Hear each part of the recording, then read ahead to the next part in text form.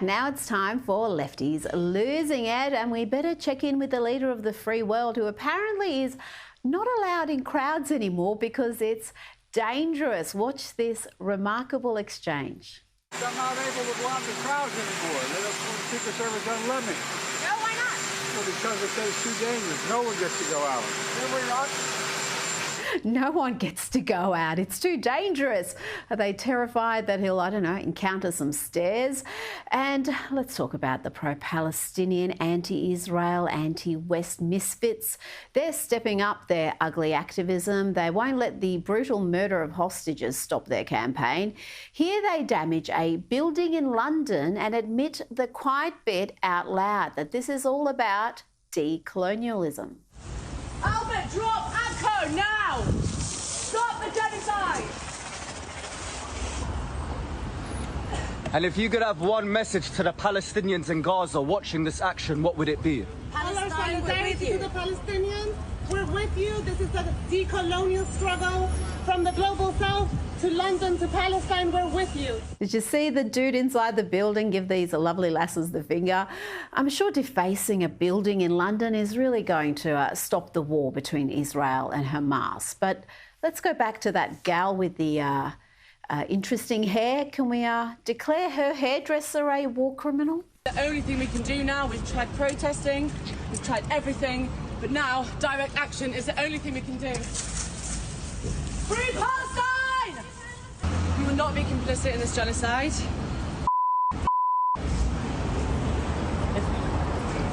Yeah, it's all fun and games for these privileged posers. Now to New York, where the West Indian American Day Parade was marred by multiple shootings. One of the 5 people shot sadly died. And as is often the case of these parades, the politicians make an appearance and sometimes make a spectacle of themselves. Watch here as Chuck Schumer desperately seeks attention that is not forthcoming.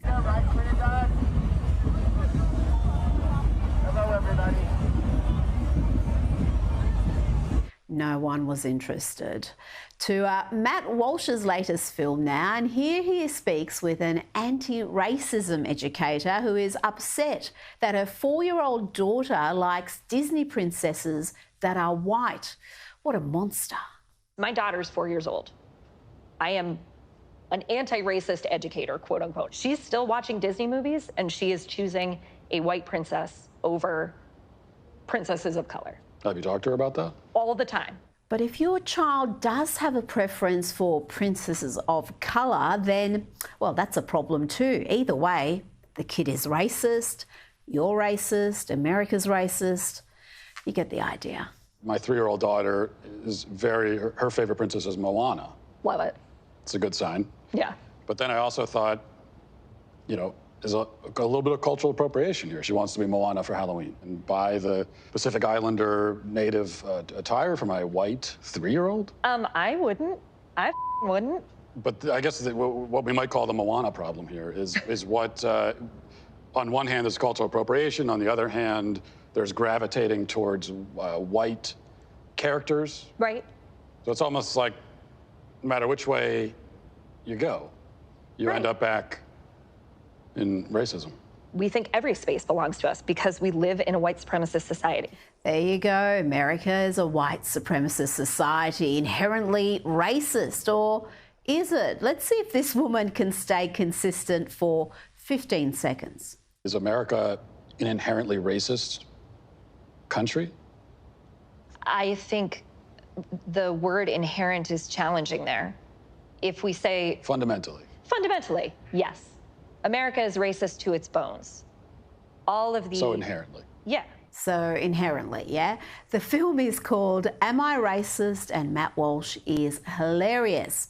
Now, one thing we can say about Democrat voters is they seem to be the textbook definition of low information voters. What is Harris's biggest accomplishment to date as vice president? I don't know. I don't feel comfortable doing this anymore. She's She's she was a very good vice president. That's an interesting question. Getting to vice president. I have to do more research on her, honestly. I'm just glad to see a woman of color in charge for once. That's it. I haven't followed her political career that closely. That's a good one. I don't know. Yeah. I don't want to do that. They start off so enthusiastic, but as soon as you ask the simplest question about Harris's record, achievements, plans for the future, they stumble. I want to know, are you excited about Kamala Harris running for president? Yeah, I am. Absolutely. 100%. I am excited. It's amazing. Yeah. What was your favorite accomplishment of hers as VP of the United States?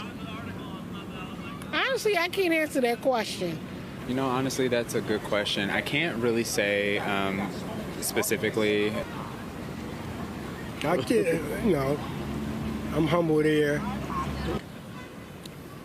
I can't think of anything, specifically. I don't know. Sorry. I don't know. I haven't really been following politics. Plenty more lefties losing it, including Karine Jean-Pierre and Kamala, with my next guest. But first, let's look at this report from the New York Post revealing that 75% of the people the police have arrested in Midtown Manhattan in recent months for crimes like assault, robbery and domestic violence are migrants.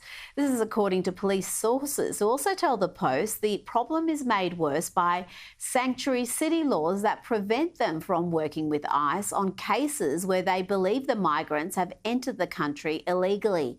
And they're also banned from tracking the immigration status of offenders. Joining me now is commentator, documentary filmmaker and proud New Yorker, Ami Horowitz. Ami, things aren't going too well in your home city. Are you moving to Florida like so many others have? I am going down with the ship.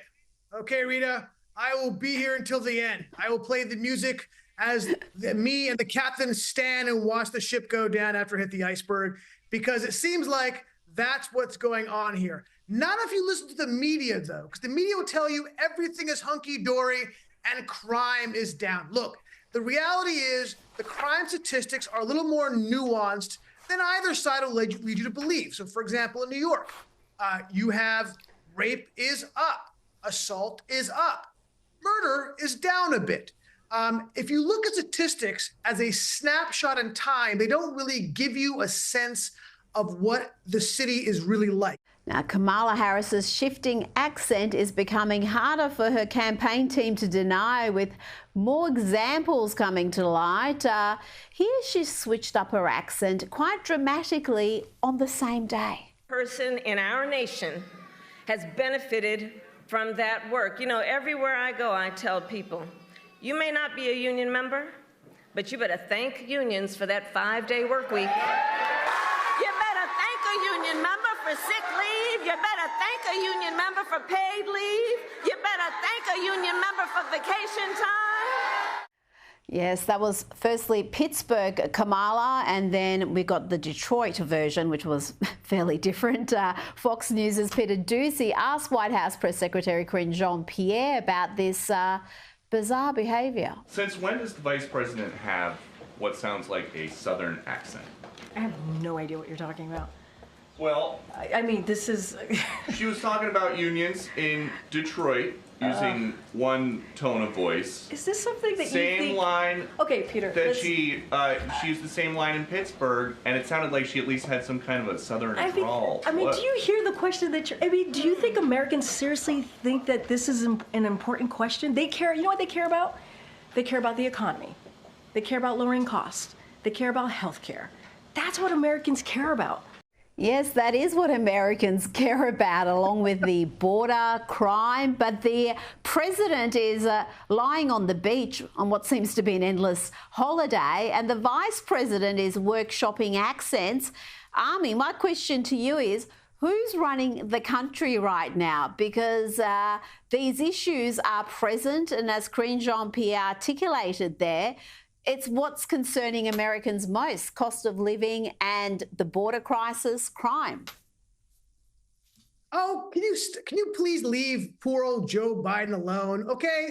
He's an old man. He needs to take his nap. Let the guy sit and rest on the Delaware beach and go to sleep. Enough of that. Look, for the first time, I agree with Jean-Pierre Carré, right? They care about the economy. Fail. They care about lower prices. Fail. Thank you for making that clear to the American people.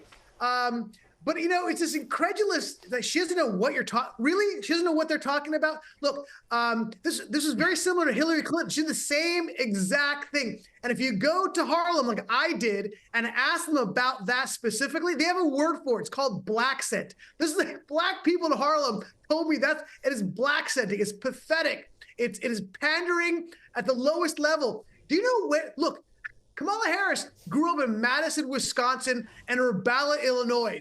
Those two cities, because her father was an academic, her mother was a medical researcher. She didn't grow up in the hood, okay? She didn't grow up in Detroit. But it's pandering, and by the way, it's worse than that. It's racist pandering, because in other words, like, you think that black people want to hear you speak like that? Like, for some reason, black people think you're more connected to them if you speak in that twang. It's ridiculous. And also, God, it reminds me that patronizing. It reminds me when Hillary Clinton was at a black-owned restaurant and she took out hot sauce from her purse. Oh God, people, you really think black people can't see through this? Yeah. They can. And Army, must be said, the Vice President and her VP pick have been particularly weak on foreign policy matters, including the war between Israel and Hamas. This is Tim Walz earlier this week when he was asked about the murder of 6 Israeli hostages. What's your reaction to the 6 hostages being found in Gaza? Thanks, everybody. And Army, you'd recall Vice President Harris refusing to preside over or even attend Benjamin Netanyahu's joint address to Congress in July. How do you see the reaction of the Biden-Harris administration and the Harris-Walz team in light of this week's tragedy?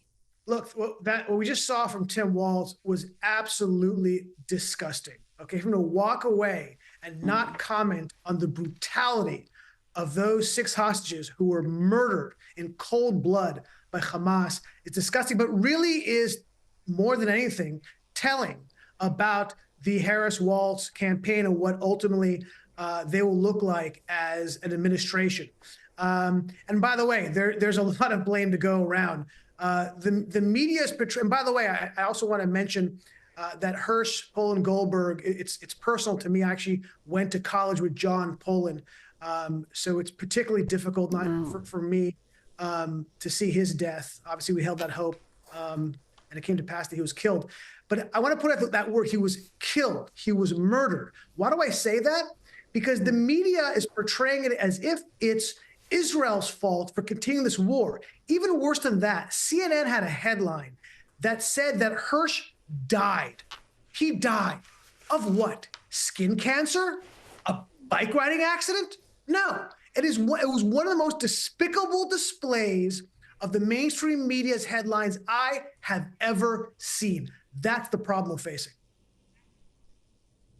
I saw that CNN headline. Incredible that they would have framed it in that way, and it did upset a lot of people, understandably. Let's go back to New York now, and it's clear the left has an anti-Semitism problem, and it's one that's only growing. Over the Labor Day weekend, thousands of pro-Palestinian protesters took to the streets, some brandishing Hamas flags just days after the terrorists murdered 6 Israeli hostages in Rafah. And the best and brightest are not much better, Army. Columbia University students have returned to campus after the summer break, and they have already started protesting against Israel in their usual violent way. People have been arrested during the demonstrations. The university's iconic alma mater bronze statue was defaced with red paint. What is the cure here for this growing anti-Semitism, which obviously goes beyond just anti-Israeli sentiment? This is anti-American, anti-West, and anti-Jewish, undeniably. There is no answer. I mean, this is a problem that's not going to go away for a very, very long time. And you said it there exactly right. It goes beyond anti-Semitism, hatred of Jews.